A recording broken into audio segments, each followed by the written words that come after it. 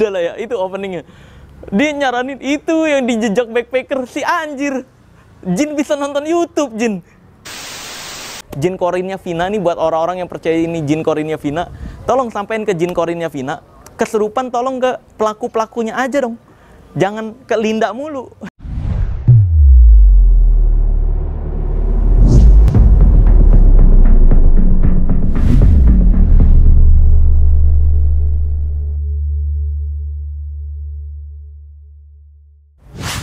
Udah ya?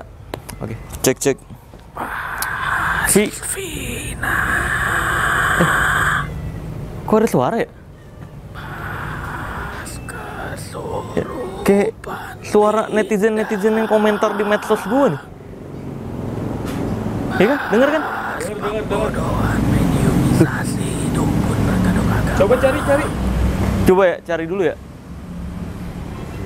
Aduh, suara apa ya tadi ya? Batu apa? Vina. Nah, suara, coba dulu.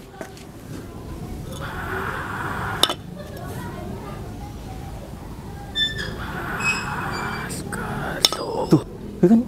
Ih, aneh juga ya. Dari batu. Daun apa lagi? Bersuara juga. Pembodohan mediumisasi dukun berkedok agama. Nih, ntar lu, gue mau cuci tangan dulu lah. Wah, nih tangan gue kotor nih. Tuh. Wah, ada suara juga nih. Coba. Kesurupan Linda. Tuh kan bener. Wah, suaranya ada di mana-mana. Wah, balik. Aduh, suaranya ada di mana-mana nih. Nah, ini apa lagi nih? Tadi nggak ada nih. Nih, kelihatan nggak? Nih, ada tulisan. Apa ini? Vina gali tanah. Ini Vina yang mana sih? Vina apaan sih? Waduh, Vina yang mana ya? Nih, apa nih? Gali tanah nih. Ini. Wih, ada kertas lagi nih. Apa ini? 271 T. T ini apaan ya? Kode apaan ya? 271 T. Tulisannya 271 T. Ada yang tahu nggak? Kalau ada yang tahu, boleh komentar nih. Gue nggak tahu. Kubur lagi aja deh ya. 271 T. Kubur lagi aja dah. Balikin aja ke tempatnya, takut bermasalah soalnya. Tuh. Ya udahlah. Karena banyak banget yang request bahas kasus Vina, kesurupannya Linda kayak gimana dan semacamnya, gue akan jelaskan terkait kesurupan dan dobolnya dukun-dukun mediumisasi. Karena banyak banget nih dukun-dukun mediumisasi yang sok-sokan bisa manggil jin, bisa ngendalin jin korin, bisa ngobrol dan semacamnya. Itu dobol namanya, dungu tuh ya. Itu yang gue sebut dukun tuh, dungu tekun. Orang yang tekun menyebarkan kedunguan ke masyarakat. Karena kalau misalkan memang ada nih ilmu yang bisa menarik jin masuk ke dalam tubuh manusia, ayo gue tantang pembuktian. Siapapun dukun mediumisasi, coba tarik jin korinnya pesulap merah ya ke mediatornya mereka, terus sebutin satu aja hal rahasia dari gue yang tidak diketahui oleh umum. Kalau itu bisa diungkapkan, gue akui berarti itu beneran. Tapi kalau cuma nyebutin hal-hal halu, karena ada juga yang pernah nyebutin narik jin korin pesulap merah, nyebutinnya hal-hal halu gitu, bilang pesulap merah ada kodamnya lah, ada pelindungnya, endas mukui, pekok ya. Anjir, sejak kapan gue percaya kodam-kodaman? Nggak ada gitu. Ini aneh banget gitu kan. Mereka asal ngomong, bayar orang untuk pura-pura kesurupan, terus asal ngomong sesuai seenak jidat mereka gitu, ngaku-ngakunya jin korin. Endas mukui gitu. Siapa yang ngajarin kita harus percaya jin korin? Ini parah nih. Maka dari itu langsung aja gue akan bahas tentang kasusnya Vina dan kesurupan itu seperti apa. Kesurupan dan mediumisasi dua hal yang berbeda, guys. Oke. Video kali ini gue akan kembali membongkar rahasia di balik ilmu yang katanya hitam dan ilmu yang katanya putih. Karena ini adalah ilmu merah. Bus. Pada ilmu merah kali ini seperti yang kamu requestin di medsos gue, banyak banget medsos gue, komentar-komentarnya yang merequest untuk bahas kasusnya Vina. Nah, ini sebenarnya kasus ini banyak banget kejanggalan. Pertama, yang perlu kita sadari bahwa Polri atau polisi itu juga manusia, bisa melakukan kesalahan juga. Jadi itu yang perlu kita sadari, karena memang kita perlu akui polisi melakukan kesalahan ketika menemukan jasadnya Vina dan Eki ketika awal kejadian tuh, dan polisi langsung mengatakan bahwa itu adalah kecelakaan. Itu jelas kesalahan, dan semoga di kedepan hari tidak ada lagi kesalahan-kesalahan yang semacam itu. Ada lagi kejanggalan berikutnya, yaitu adalah kasus ini dengar-dengar, gue nggak tahu fakta kejadian aslinya gimana ya di lapangan. Dengar-dengar ini terungkap setelah sahabat dari rohimahullah Vina kesurupan yang katanya jinnya atau arwahnya Vina. Untuk hal tersebut, kalau dalam kepercayaan Islam, arwah seseorang itu yang sudah meninggal tidak bisa melakukan apapun di dunia ini lagi. Kayak nyurupin atau ngatur, ngendalin tubuh seseorang itu nggak bisa. Kamu bisa konfirmasi ini ke para ustadz-ustadz, karena gue bukan ustadz ya. Gue pernah mempelajari hal tersebut, makanya gue tahu tentang hal tersebut, bahwa arwah seseorang itu tidak bisa mengatur atau mengendalikan apapun di dunia ini lagi. Karena dalam Islam itu arwah kita ketika udah meninggal, kalau dia orang baik dia akan menikmati alam barzah.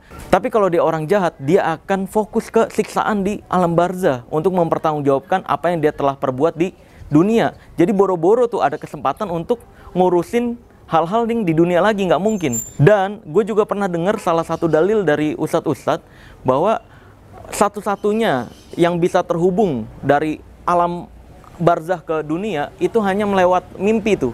Nah, kamu bisa konfirmasi ini ke ustadz-ustadz atau kiai-kiai atau ulama-ulama yang memang memiliki dasar dalil ya. Karena gue bukan ustadz, gue cuma menyampaikan apa yang gue pelajari dari ustadz-ustadz sesuai dalil-dalil yang ada dalam Islam. Terus kalau pendapat gue pribadi terkait kesurupannya Linda, kalau di ilmu merah ini gue kan nggak mau asal ngomong ya, nggak boleh menyampaikan sesuatu hal yang masih ngambang. Nah, kalau tentang Linda yang kesurupan ini, gue nggak tahu banyak hal faktor dia tahu dari mana kronologi lengkapnya.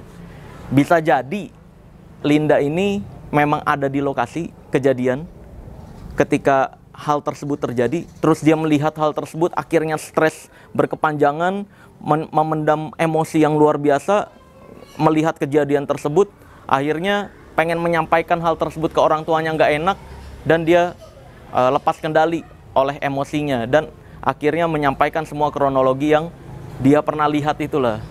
Bisa jadi seperti itu. Atau bisa jadi juga Linda ini dekat dengan salah satu pelaku. Sebelum pelaku ditangkap, setelah mengeksekusi Vina dan Eki, pelaku ini menceritakan kejadiannya ke Linda. Tadi itu tuh parah tuh, kayak gini. Wah, diceritain tuh kronologinya. Nah, ketika dia mendapatkan informasi tersebut, karena dia kenal dengan Vina, akhirnya tersimpan tuh memori cerita tersebut, visualisasi cerita tersebut, lalu dia stres terhadap kejadian itu karena tahu kondisi itu. Nah, stresnya itu disimpan, dipendam, dia ngelihat ketemu orang tuanya Vina, terus pikirannya mungkin gak enak, ingin menyampaikan, akhirnya terjadilah emosinya mengambil alih pikirannya dan keluar semua informasi tentang apa yang dia ketahui. Jadi banyak faktor dari mana Linda tahu kronologi kejadian tersebut. Nah, masalahnya gue nggak ada link untuk bisa ngobrol langsung dengan Linda, makanya gue nggak bisa tahu fakta kejadiannya seperti apa. Makanya gue cuma bisa menduga-duga seperti yang tadi gue udah sebutkan. Karena banyak faktornya guys, untuk bisa sampai Linda tahu kronologi lengkapnya seperti itu. Dan ketika dalam kondisi kesurupan atau ketidaksadaran diri seperti itu, apa yang diomongin itu nggak bisa 100% dipercaya. Karena nggak pasti benar 100% guys. Sekalipun itu jin korin yang masuk, dalam ajaran Islam, jin korin itu bersifat fasik atau menyesatkan. Jadi yang namanya jin korin itu diciptakan untuk menyesatkan kita nih, karena dia yang paling kenal sama kita, tahu kelemahannya kita. Maka dari itu jin korin ini paling tahu cara menyesatkan kita kayak gimana. Nah, kalau jin korin kita ini yang masuk ke dalam tubuh seseorang, ya kita nggak bisa percaya perkataan dia. Dia bisa jadi memfitnah kita gitu. Itu menurut kepercayaan Islam yang gue pelajari. Kamu bisa lihat-lihat sendiri, baca-baca artikelnya di Google, tanya ke ustadz-ustadz atau kiai-kiai yang kamu percayai. Yang penting pastikan yang kamu tanyakan itu beneran ustadz atau kiai ya, atau ulama, bukan dukun-dukun berkedok agama. Jadi pastikan ada dalilnya dari apa yang dia sampaikan. Nah, awalnya sebenarnya gue nggak mau membicarakan hal ini karena gue melihat ini malah jadi buat promo film. Soalnya gue nggak menyarankan kamu untuk menonton film horor semacam itu ya, karena yang namanya film itu nggak 100% sesuai realita, enggak. Yang namanya film walaupun diangkat dari kisah nyata, film itu pasti ada yang ditambah-tambahkan ceritanya, didramatisir, ditambah-tambahkan sisi emosinya biar penonton makin terbawa suasana. Terus kalau film horor ya tentunya ditambah-tambahin tuh cerita-cerita hantu-hantuannya, teror-terorannya. Jadi nggak bisa kita ambil sebagai pendapat untuk, oh ini kisahnya seperti ini. Enggak, karena itu udah pasti berbeda dengan kisah aslinya, udah pasti ditambah-tambahkan. Dan sisi buruknya dari film horor ini terkadang marketingnya itu nggak baik atau marketingnya kotor. Kayak contohnya dia bayar orang untuk pura-pura kesurupan, terus yang kesurupan dibayar, yang ngerekam juga dibayar. Kayak contohnya pengakuan dari salah satu netizen ini nih, yang pernah dibayar untuk kesurupan dan yang kamerain, dibayar 500.000. Nah, itu kan tentu bikin orang-orang jadi terhasut untuk takut terhadap setan, untuk takut terhadap jin gitu. Ya, tapi karena kamu mintanya gue untuk menjelaskan kesurupan itu sebenarnya apa dan dobolnya mediumisasi, ini perlu dicatat ya guys ya. Gue mengatakan mediumisasi itu tidak pernah ada loh. Bukannya dilarang dalam Islam. Siapa gue? Gue bukan ustadz, bukan kiai, bukan ulama. Nggak ada hak gue untuk melarang-larang seseorang atau menghalalkan, mengharamkan seseorang terhadap sesuatu gitu. Maka dari itu kalau ada yang berpikir gue mengharamkan mediumisasi, ya itu salah. Ya gue bilang itu mediumisasi itu pembodohan. Dan yang terjadi kebanyakan di TV-TV, di YouTube, ya itu cuma sekedar konten tontonan untuk mencari viewers dan keuntungan pribadi mereka. Ini perlu dipahami dulu nih, arti mediumisasi itu apa? Mediumisasi itu adalah keahlian, seolah-olah kalian mengatur jin untuk masuk ke dalam tubuh manusia, memanggil jin untuk masuk ke dalam tubuh manusia. Ini dalam Islam nggak diakui, dalam sains nggak diakui, dalam ilmiah nggak diakui. Jadi emang diakuinya dari mana? Ya nggak ada, memang praktek semacam itu nggak pernah ada. Itu cuma permainan yang awalnya dimunculkan di TV. Tontonan-tontonan hiburan bohongan yang awalnya muncul di TV, terus diyakini hal seperti itu ada. Akhirnya banyaklah bermunculan dukun-dukun dobol mediumisasi ini. Maka dari itu perlu dipahami, mediumisasi dan kesurupan ini dua hal yang berbeda. Mediumisasi itu adalah seperti yang gue bilang tadi, kalian untuk dengan sengaja, catat baik-baik, dengan sengaja memasukkan jin ke dalam tubuh manusia. Ini nggak pernah ada. Dan di ilmu merah juga sudah ada pembuktiannya. Lalu juga Hakim Bawazir, sampai saat ini gue kontak di inboxnya, gue ajak timnya untuk ketemuan, tidak membalas sampai saat ini. Nih kamu bisa baca baik-baik, kamu boleh stop dulu untuk baca chat-chat gue ya. Sampai saat ini diajakin ketemu, diajakin debat terbuka, diajakin pembuktian, tidak pernah berani ketemu. Ya kalau gue pribadi sih males jawab-jawaban lewat video ya. Kalau laki itu ketemu aja, debat terbuka gitu loh. Siapa yang salah, siapa yang benar biar ketahuan kan gitu, simple. Tapi faktanya nggak berani ketemu, ya udah. Kalau nggak berani ketemu mah ya gue pribadi nggak memaksakan diri untuk sampai ngegerebek-gerebek atau ngedatengin secara paksa. Nah sekarang gue akan menjelaskan kesurupan itu sebenarnya apa. Ini sebenarnya udah pernah gue bahas dulu di video 4-5 tahun yang lalu. Cuma memang gue akui pada saat itu penjelasan gue kurang baik dan benar sehingga kurang bisa ditangkap sama masyarakat gitu informasinya, karena nada suaranya juga ya namanya baru awal-awal bikin video dulu, video edukasi. Nah jadi sekarang langsung aja gue remake nih. Kesurupan itu ada 4 guys. Yang pertama ini histeria atau abreaksi, ini biasa disebut kesurupan juga di Indonesia. Yang kedua ada DTD, dissociative trance disorder. Yang ketiga ada yang kesurupan karena duit. Yang keempat kesurupan yang karena jin beneran. Nah, jadi ada 4 kejadian yang disebut kesurupan di Indonesia. Gue akan jelaskan satu persatu. Yang pertama, histeria atau abreaksi. Dalam dunia psikologis, kejadian yang orang teriak-teriak, nangis-nangis, mukul-mukul, marah-marah tanpa dia sadari, itu disebutnya histeria, bukan kesurupan. Terus, kalau di dunia hipnotis, kejadian seperti itu ketika kita misalkan lagi mensugesti seseorang, tiba-tiba dia marah-marah, terus nggak ngikutin sugesti kita, lost control, itu disebutnya abreaksi. Ya, kalau orang awam pasti menyebut itu kesurupan. Nah, ini juga gue perlu tambahin informasi juga, guys. Histeria atau abreaksi ini biasa terjadi ketika yang kesurupan massal itu. Sebenarnya itu histeria tuh, gangguan psikologis.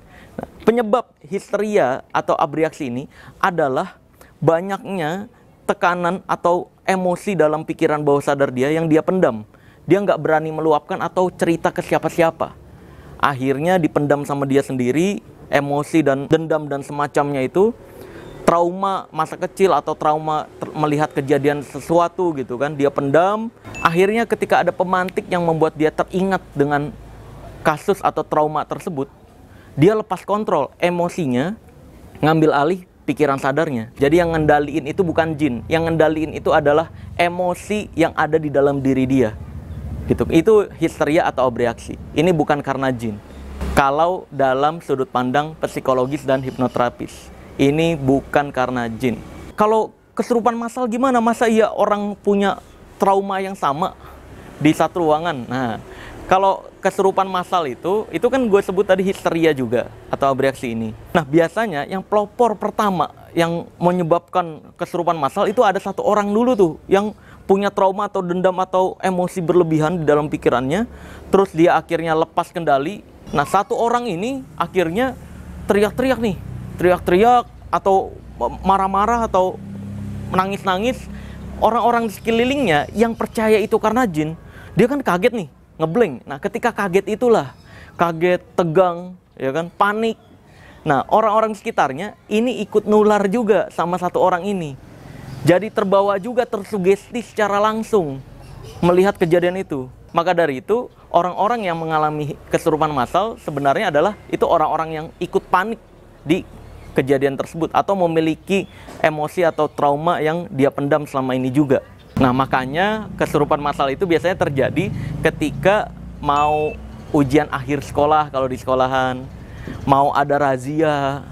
Itu kan biasanya ada panik, ada ketakutan, ada ketegangan berlebihan. Itu yang menyebabkan kesurupan massal. Kalau di pabrik-pabrik biasanya lagi mau ada audit, mau ada pemeriksaan, biasanya pemacu pertamanya tuh adalah orang-orang yang curang-curang tuh, yang melakukan kecurangan. Dia panik, tegang, akhirnya emosinya ngambil alih pikiran sadarnya. Oke, jadi udah paham ya bahwa histeria atau abreaksi ini dalam sisi psikologis ataupun dalam sisi hipnotis ini kejadian yang bukan karena jin, tapi yang ngambil alih pikiran sadarnya adalah dirinya sendiri, adalah emosinya sendiri. Nah, lalu yang kedua, ada yang namanya DTD, Dissociative Trance Disorder. Dissociative Trance Disorder ini adalah kejadian di mana sama penyebabnya seperti histeria, yaitu emosi yang berlebihan, trauma mendalam yang dia nggak bisa ceritakan ke orang lain, masalah yang luar biasa yang ngeganggu ketenangan pikirannya yang dia nggak bisa ceritain ke orang lain, akhirnya dia pendam. Tapi bedanya kalau di kejadian DTD ini ada ego personality yang mengambil alih. Ada ego personality yang tertanam dari si korban. Kayak misalkan ada anak kecil yang ikutan oknum pencaksilat, ikutan perguruan oknum pencaksilat. Nah, dari kecil dia dikasih kepercayaan, nih gue kasih kodam siluman, gue kasih kodam singa, gue kasih kodam macan. Akibat kepercayaan tersebut itu terbentuk ego personality. Dia meyakini di dalam dirinya ada siluman macan, ada siluman singa dan semacamnya. Kalau sampai ada pemantik yang membuat dia takut, tegang, panik dan semacamnya, nah ego personality-nya ini yang ngambil alih. Makanya sering banget DTD itu ciri-cirinya bukan hanya teriak-teriak atau nangis-nangis. Dissociative Trance Disorder itu ciri-cirinya adalah dia ngaku-ngaku, saya siluman macan, saya siluman singa. Nah, sambil nah, itu dissociative trance disorder. Ada ego personality yang terbuat entah itu dari kecil atau secara langsung di lokasi. Kayak misalkan ada kamu datang ke rumah yang horor, terus di rumah tersebut ada penjaganya bilang, "Di sini ada pernah cewek yang gantung diri." Nah, cewek gantung diri itu akan masuk sebagai ego personality itu namanya. Ego personality cewek yang gantung diri. Berarti kalau gue kenapa-kenapa pasti yang ganggu adalah wanita ini. Nah, akhirnya ketika dia terpancing yang membuat dia takut, tegang, panik, pikiran sadarnya melemah dan diganti sama pikiran bawah sadarnya, yang membuat dia dikendalikan sama ego personality-nya, yaitu si wanita yang dia yakini tadi gantung diri di sini. Padahal seperti yang gue bilang tadi, arwah itu nggak bisa menyerupi atau mengendalikan tubuh manusia di dunia ini. Jadi paham ya, DTD atau dissociative trance disorder, orang yang keserupan terus ngaku-ngaku, saya penunggu sini, saya adalah siluman, itu bukan juga karena jin. Itu karena ego personality-nya atau keyakinan dalam dirinya terhadap siluman, terhadap jin yang dia yakini ada di tempat tersebut gitu. Lalu yang ketiga, ada yang keserupan karena duit. Nah, keserupan yang karena duit ini adalah seperti yang kamu lihat di TV-TV, di YouTube, yang dukun-dukun mediumisasi itu. Nah, itu keserupan karena duit tuh. Jadi dibayar 300.000 atau 500.000. Jadi ya kesurupan pura-pura lah intinya. Untuk kepentingan tayangan TV atau hiburan doang. Seperti yang ada di film-film bioskop itu kan semua juga bohongan. Itu kesurupan yang ada di film-film juga kesurupannya karena duit. Jadi kesurupan pura-pura lah. Ya udah paham lah ya. Itu yang dilakukan sama dukun-dukun mediumisasi juga kesurupan yang karena duit. Lalu yang keempat, kesurupan yang karena jin beneran. Nah, kesurupan yang karena jin beneran ini yang kayak gimana? Kesurupan yang karena jin beneran ini kejadiannya bisa dibilang 1:1000. Jadi kebanyakan kesurupan ya antara 4 ini doang, antara 3 ini doang. Yang kesurupan karena jin beneran ini 1:1000 lah. Ciri-cirinya adalah dia melakukan sesuatu hal yang nggak masuk akal. Kayak contohnya dia bisa terbang, terus atau manjat dinding. Wah, itu kejadian-kejadian di luar nalar yang nggak ada penjelasan lain selain ya karena jin, kesurupan karena jin. Dan dalam Islam juga kesurupan yang karena jin beneran itu diyakini bisa jin mengendalikan tubuh manusia. Tapi jin ya, ingat ya, bukan arwah orang yang meninggal, bukan. Jin. Dan kalaupun yang kesurupan karena jin ini, sekali lagi, perkataan dari jin tersebut tidak bisa kita ambil sebagai pembelajaran. Perkataan dari jin tersebut tidak bisa kita ambil sebagai keyakinan. Karena yang masuk ke tubuh manusia adalah jin-jin jahat, udah pasti. Jin-jin fasik, jin-jin yang tidak bisa dipercaya. Jadi udah paham ya guys, tentang 4 hal atau 4 kejadian yang disebut kesurupan di Indonesia. Jadi nggak semuanya kesurupan itu karena jin. Nah, baru-baru ini gue dapat informasi, katanya Linda ini kesurupan lagi setelah 8 tahun. Wah, ini gue kalau ada yang meyakini ini jin beneran, gue jadi penasaran. Jangan-jangan jin punya manajemen entertain ya di dunia jin ya. Jadi ketika ada film yang lagi tayang, kerja no, itu buat promosi film tuh, gitu. Gila, setelah 8 tahun baru kesurupan lagi loh. Tahu banget timing nih, kalau emang beneran jin ya. Luar biasa. Dan parahnya nih, dengerin kesurupan ini. Nih, dengerin. Oh, yang jejak backpacker itu ya?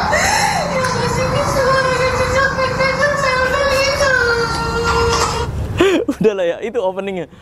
Dia nyaranin itu yang di jejak backpacker, si anjir. Jin bisa nonton YouTube, Jin. Jin nonton YouTube gua gak nih? Kok nontonnya YouTube jejak backpacker? Kok bisa lu? Ini untuk jin atau arwah Vina nih, yang nonton YouTube ya, yang sering-sering nonton YouTube. Nih kalau nonton video ini, gue mau nyaranin ke arwah Vina, tolong kesurupannya jangan ke Linda. Kalau emang itu arwah Vina, ya, atau jin korinnya Vina nih, tolong kesurupannya ke pelaku langsung. Iya kan, ke pelaku langsung, terus buat, wah saya Vina, ini dia nih, saya ini nih, pembunuh saya nih, gitu. Kesurupan ke pelaku-pelakunya aja. Jangan malah bikin huru-hara ya. Jin korinnya Vina nih, buat orang-orang yang percaya ini jin korinnya Vina, tolong sampein ke jin korinnya Vina, kesurupan tolong ke pelaku-pelakunya aja dong. Jangan ke Linda mulu. Kasihan itu. Jadi Linda nih ngomongnya malah jadi dicurigai nih. Ya, tolong jin korinnya Vina sekali lagi.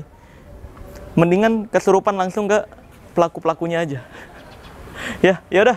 Mungkin begitu aja pembahasan yang gue bisa bahas dari segi kesurupan itu sebenarnya apa, mediumisasi itu double ya, sekali lagi ya. Gue bukan mengharamkan atau menghalalkan mediumisasi. Kayak misalkan wig, kan banyak yang bilang kalau mediumisasi dibilang zaman dulu nggak ada, Wik juga zaman dulu nggak ada. Tapi Wik ada nih di zaman sekarang nih, Wik kayak gini nih. Wik nih beneran real nih ada nih. Tapi mediumisasi ya tidak pernah ada. Kalau emang ada, coba dong. Gue tantang sekali lagi ya, semua dukun-dukun mediumisasi, coba panggil jin korinnya pesulap merah, suruh jin korin tersebut nyeritain satu hal rahasia yang gue maksud ini nih, yang sekarang gue maksud. Atau ya tebak ATM gue aja lah, pin ATM gitu. Pin ATM, pin M-Banking. Coba suruh jin korin gue masuk, tebak pin ATM gue berapa. Sesimpel itu. Kalau memang bisa mediumisasi, buktiin mediumisasi itu ada. Karena mediumisasi itu pembodohan. Sebelum video ini ditutup, gue ingin mengucapkan turut berduka cita untuk Vina dan Eki. Gue doakan semoga keluarganya bersabar. Hati-hati untuk keluarganya agar tidak gampang percaya perkataan dukun-dukun medsos, dukun-dukun mediumisasi dobol, terus penerawang-penerawang dobol. Hati-hati yang mereka berbicara tanpa adanya fakta ataupun data. Hati-hati malah dijadikan korban kerugian. Gue berharap Vina dan Eki diberikan tempat terbaik oleh Allah Azza wa Jalla. Lalu juga untuk para pelaku, semoga cepat diadili dan tertangkap. Kalaupun tidak dihukum di dunia ini, ya pastinya akan dihukum di akhirat nanti. Dan lebih baik menyerahkan diri sih, gue berharap ya. Kalau memang ada pelaku-pelaku yang belum tertangkap. Karena kalau kamu bebas dari hukuman dunia, hukuman akhirat lebih parah lagi. Terus banyak banget yang nanya, ini polisi salah tangkap atau enggak? Gue nggak tahu karena gue nggak ikut menyelidiki kasus tersebut bersama polisi. Gue nggak tahu data-data yang dicari polisi itu seperti apa. Cuma memang perlu kita akui ada ketidakkonsistenan dari pihak polisi itu sendiri. Sehingga menyebabkan masyarakat jadi agak kurang percaya, turun kepercayaannya. Seperti polisi dengan jelas menyebarkan bahwa ada 3 DPO dengan ciri-ciri AIWO. Terus belakangan ini ngeluarin lagi pendapat 2 DPO ternyata asal sebut. Ini nggak pernah ada. Nah, ini kan yang menyebabkan masyarakat jadi turun kepercayaannya. Ya semoga kedepannya lebih konsisten lagi dan bisa meningkat terus kinerja polisi Republik Indonesia. Kita doakan bersama aja. Karena kalau menghujat nggak ada manfaatnya guys. Lebih baik mendoakan. Yaudah, gue akan tutup video ini dengan tagline ilmu merah. Jadilah lebih pintar daripada orang pintar, jadilah lebih normal dari paranormal, dan jadilah lebih natural dari ahli supranatural. Bye-bye.